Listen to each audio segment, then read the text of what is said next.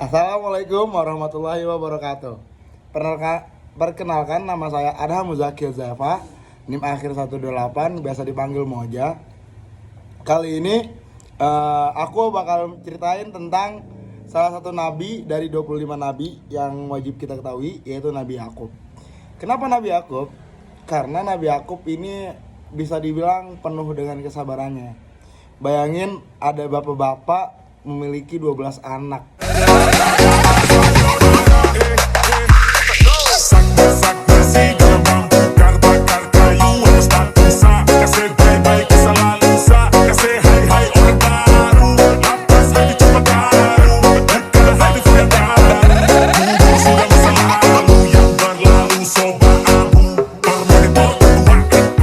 Nah, itu dia Nabi Yakub. Rumah yang ramai tiap hari, tapi di antara semua anak itu ada satu yang paling dia sayang karena akhlaknya tuh sangat-sangat luar biasa. Lemah lembut, cerdas, dan penuh cahaya. Namanya Yusuf. Nah, anak kecil yang tampak beda dibanding dari 11 kakak lainnya. Tapi justru dari situlah ujian besar tuh menimpa Nabi Yakub. Bukan menimpa sih, emang Nabi Yakub nih diuji sama Allah soal Nabi Yusuf ini. Suatu hari Yusuf kecil ini berlari ke Nabi Yakub. Terus dia ngomong, ayah, aku mimpi 11 bintang, matahari dan bulan semuanya sujud sama aku gitu. Terus nih Nabi Yakub langsung tahu nih kayak mimpi bukan sembarang mimpi. Itu bisa pertanda bahwa Allah punya planning besar ke Yusuf kecil. Dan Nabi Yakub menjawab, "Nak, jangan ceritain mimpi ini ya ke kakak-kakakmu," gitu. Dan benar aja, ternyata saudara-saudara Yusuf emang udah punya iri hati dari kecil. Mereka tuh ngerasa kayak ayahnya tuh lebih sangat sayang ke Yusuf dibanding mereka gitu. Iri hati itu tuh yang pelan-pelan berubah jadi rencana jahat kepada Nabi Yusuf. Mau lanjut? Lanjut. Nih, awal ujian Nabi Yakub. Aduh, maaf saya lagi batuk-batuk. Suatu hari, anak-anak Nabi Yakub nih ngumpul terus izin kayak mau hangout gitu lah. Ayah, izinkan Yusuf ikut sama kita dong buat main. Dia pasti bakal senang. Terus Nabi Yakub yang sebenarnya khawatir karena bakal takut terjadi apa-apa sama si Yusuf kecil, beliau bilang, ayah takut nih kalau Yusuf ikut dimakan serigala nantinya. Terus 11 kakaknya ini yang diwakil satu orang ngomong, enggak kok ayah, kami bakal jagain si Yusuf ini. Terus ya akhirnya dengan berat hati Yusuf diizinkan oleh Nabi Yakub untuk ikut dengan mereka. Dan inilah hari pertama Day one Nabi Yakub sedih, kalau bisa dibilang gitu. Karena ternyata Yusuf tuh dibawa jauh banget, dilempar ke dalam sumur, dan saudara-saudaranya pulang sambil pura-pura nangis. Emang ya, ternyata tuh gimmick nangis tuh udah ada dari zaman dulu. Terus tuh dia pura-pura gitu, baju-baju dia pada nih kasih darah-darah palsu, darah-darah mainan yang biar kayak, kan tadi ayah bilang kalau Yusuf ikut dia takut dimakan serigala. Nah, jadi kakak-kakak ini bikin skenario kalau Yusuf nih beneran dimakan serigala, terus darah-darahnya kena baju mereka gitu. Nah, bayangin deh gimana rasanya jadi Nabi Yakub, anak yang paling disayangnya tuh hilang begitu aja. Tapi apa yang beliau lakukan? Ya beliau nggak marah, dia nggak membabi buta anak-anaknya gitu. Beliau cuma bilang kayak, sabar itu indah dan Allah yang paling tahu apa yang kalian lakukan begitu. Lanjut.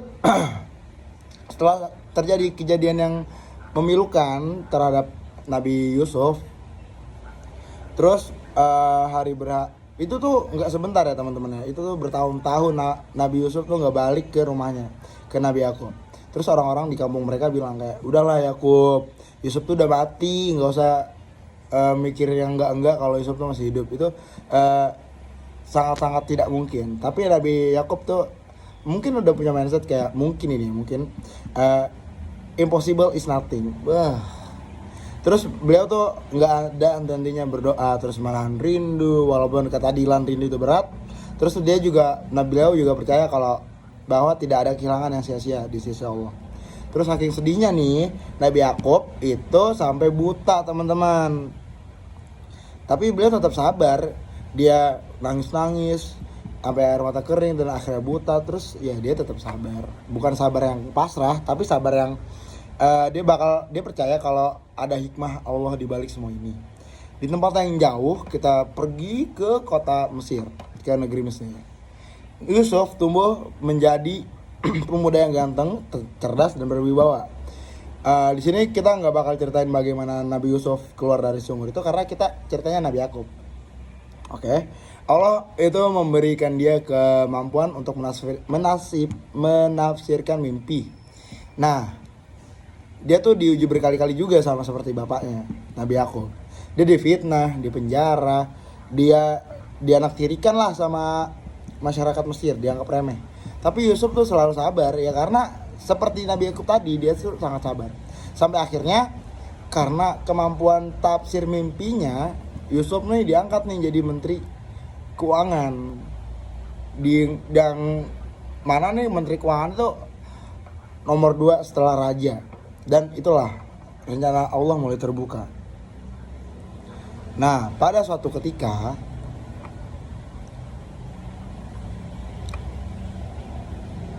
pacaklik besar. Sebentar. Kan dia jadi menteri keuangan ya. Itu tuh sama kayak kita nih lagi mengagung-agungkan menteri keuangan Indonesia. Pak Purbaya Sadewo. Seperti itulah Nabi Yusuf waktu itu diagung-agungkan. Sangat banyak fansnya. Karena dia ganteng, cerdas dan juga berwibawa. Oke, lanjut.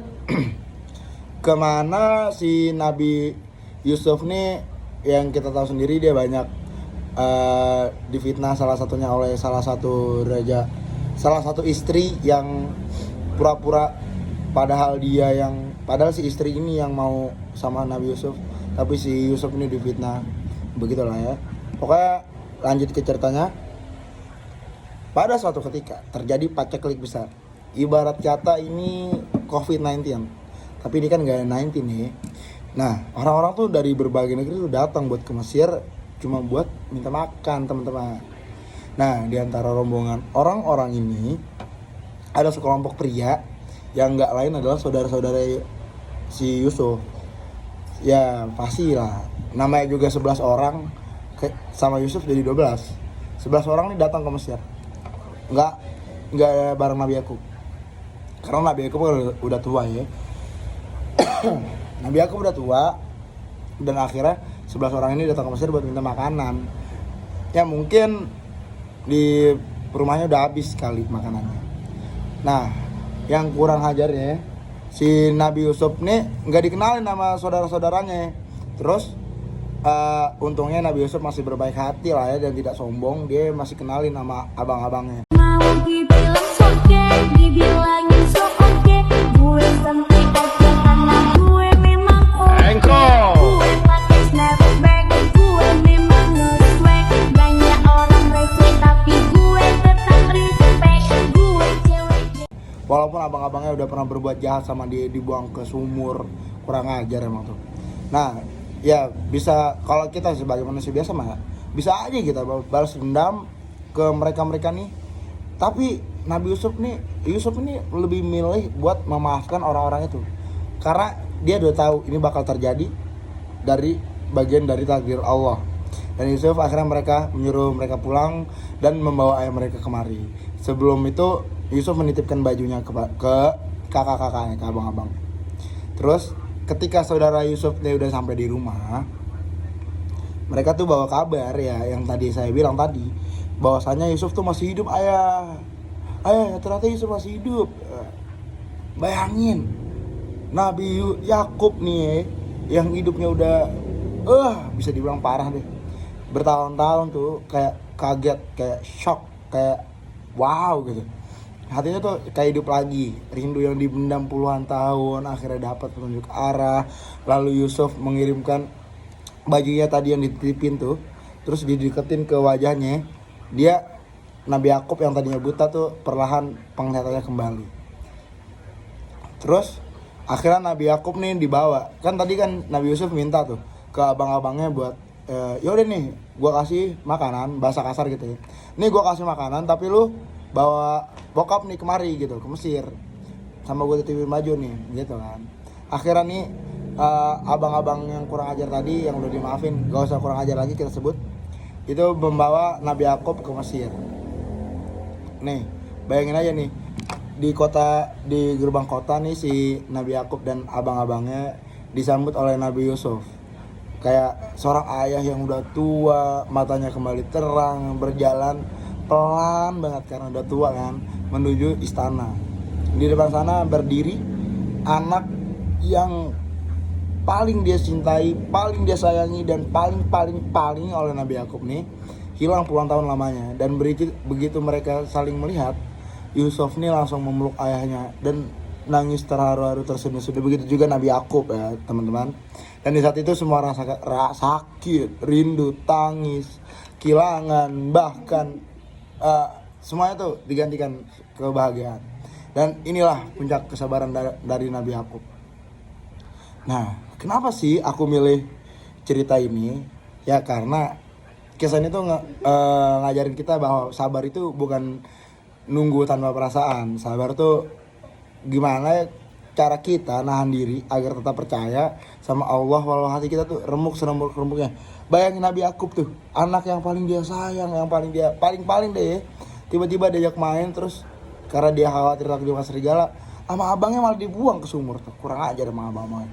Terus yang kedua, nggak ada kehilangan yang dialamin sendirian, karena ada Allah yang selalu lihat dan selalu mencatat. Kadang juga yang ketiga nih, kadang Allah nggak langsung menjawab doa kita, bukan karena dia nggak sayang kita, tapi karena Allah yang menyusun skenario yang lebih indah dari apa yang kita minta.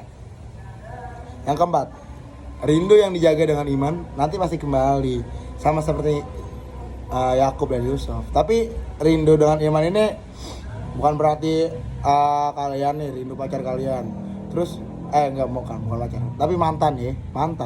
Nah terus kalian nih berharap nih kalau mantan nih kalian rindu dengan iman sama mantannya, pacaran, nggak boleh pacaran. Udah lanjut nih. Terus dari semua kisah Nabi, ya kesabaran Nabi Yakub ini adalah salah satu yang paling lemah lembut. Ya beliau nggak marah, beliau nggak membalas ke 11 anaknya yang tadi udah nganin si Yusuf. Terus beliau tuh selalu bilang ke anak-anaknya kalau fasbarun jamil, sabar itu indah teman-teman. So kita sebagai Gen Z di tahun 2025 ini banyak-banyak bersabar, banyak-banyak berdoa. Kayak tadi ada 4 kan, kalau Allah tuh nggak langsung jawab doa kita bukan berarti Allah nggak sayang. Terus rindu yang dijaga dengan iman pasti nanti kembali kayak Nabi Yusuf dan Nabi Yakub. Terus nggak ada kehilangan yang dialami sendirian karena ada Allah yang selalu menemani kita. Apalagi ada malaikat kanan kiri kita nih yang selalu mencatat. Dan ya yang tadi itu, sabar itu bukan nunggu tanpa perasaan. Dalam. Jadi kita sebagai generasi Indonesia emas harus banyak bersabar menghadapi pemerintah yang bisa dibilang bagaimana ya. Ini sabar-sabar aja lah kita menghadapi kebijakan-kebijakan pemerintah. Apalagi soal omongan bukan Kemenhut itu Gakum, penegak hukum Kemenhut yang ngomong kalau gelondongan kayu-kayu yang terbau banjir bandang itu adalah murni tumbang. Tumbang mana coba? Kita harus sabar nih. Tumbang mana yang potongannya bersih, rapi, tanpa ranting? Gitu kan nggak mungkin ya. Jadi kita harus sebagai masyarakat Indonesia itu harus bersabar menghadapi kebijakan-kebijakan pemerintah. Karena kita tuh nggak sendirian, masyarakat Indonesia itu ada banyak, ada 200 berapa juta, dan juga Allah sebagai Tuhan kita. Ya mungkin itu aja yang bisa saya sampaikan pada storytelling tentang Nabi Yakub dan kesabarannya. Kurang lebihnya mohon maaf. Wabillahi taufiq wal hidayah. Wassalamualaikum warahmatullahi wabarakatuh. Check it out.